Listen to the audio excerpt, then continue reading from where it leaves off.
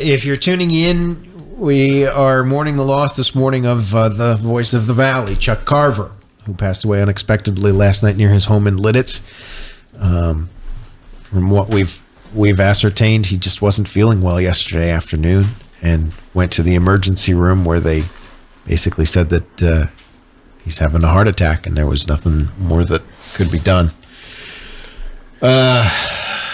New York State Senator Fred Akshar writes in this morning to tell us that he is saddened to learn of the sudden passing of Choice 102's Chuck Carver, who for over 4 decades served as the voice of the Valley and a cornerstone of the Waverly, Eyer, and Tioga County communities. Chuck's dedication to his faith, family, and community was without equal, and he will be sorely missed. Our thoughts and prayers are with his loving family and his radio family as well, and we appreciate that, Fred. He was a very good friend of ours and the station's.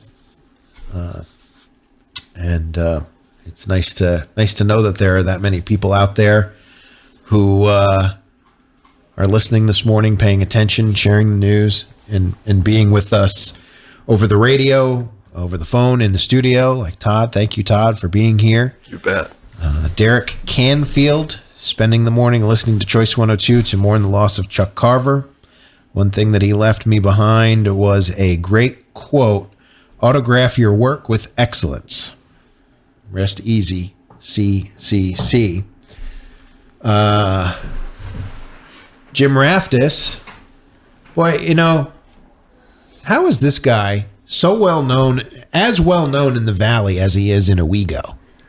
I mean, Jim Raftis is famous in Owego for doing play-by-play of the St. Patrick's Catholic Church ceremonies on Sunday morning on WEBO, filling in the blanks. But the Catholic services, we're Catholic, and it's about 20 minutes worth of service into an hour and 15 minutes. And he had to fill that other 55 minutes of he's walking around and doing the thing, and there's Mrs. So-and-so.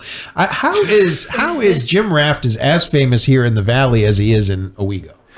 I think that he and Chuck developed a real strong relationship over the years. There was a lot of mutual respect and admiration there.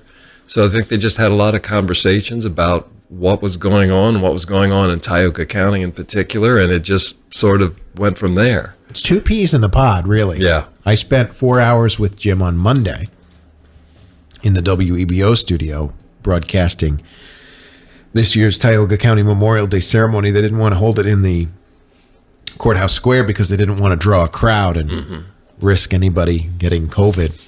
And so we did that for the second time in a row. And I still haven't opened this email from Chuck that I got yesterday, but Irene was on it as well, and she copied me. And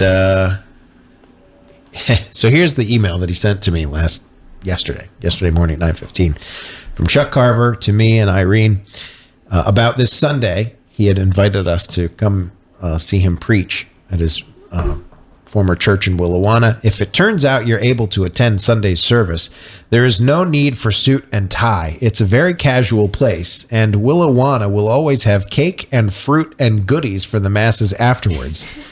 Great that you did the Memorial Day service yesterday with Jim Raftis. Have a good short week, CCC, as he signed every single one of his emails. Email was it was kind of a godsend when it came to Chuck, and Sheri can attest to this. I don't know anybody who had worse handwriting than Chuck Carver. So true. And it's everywhere in this building. It's everywhere. Yeah. And not only were these notes mostly unreadable, they were so cryptic at sometimes. You thought, what is he talking about? What does he want us to do? It would take 3 people to decipher sometimes. How many times did you come in here when I was doing the morning show and he said, what does this mean? What does this mean? Well, first of all, I can't even read it, but based on my best guess, this is what he means. And after a few years, I would tell other people, they'd be like, sorry about my chicken scratch. I'm like, listen, if I can decipher Chuck Carver's handwriting, I can decipher anything. He was a notary.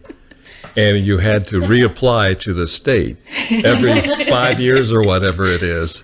And you had to fill out this form and then sign it at the bottom as your official signature. So the last time I knew, he sent it in.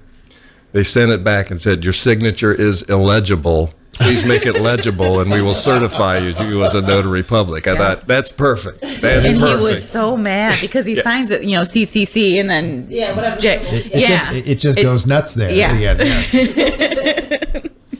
One of the people who's joining us in the studio, you hear the voice of Todd Bowers and Sheri Eyer, longtime station manager here at Choice 102. And joining us in the studio is Dean Luchaco, guy who, we don't use wrenches really, do we?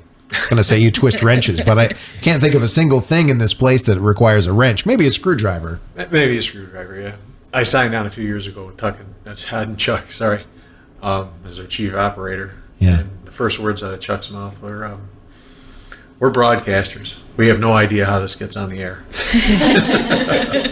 Pretty much everything past this guy right here is up to you, Dean. Right? Yeah. And we had conversations over, the things that needed some repair. So I invited him to come up to the FM site, which was a bit overgrown at the time, and it was summertime, so things were, knee high or better. And Chuck shows up in shorts and flip flops. That's perfect tower site attire. When he brought Irene and I over to the AM tower, I think he said something along the lines of, "This is only the 4th time in my life I've been here." And that was... And took great pride in that. Yeah, towards the end of a 44-year career. He didn't know what key was what. Yeah, we waited forever for him to figure out which key was the key to get into the building.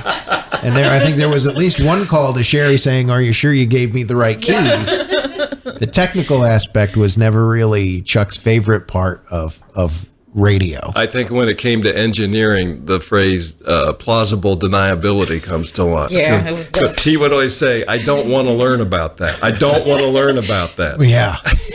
No I have kidding. too much other things, too many other things going on. tell Dean me will what's- figure it out. What's it going to cost? Yeah, right. Yeah. We got a couple of ways to go. Yep.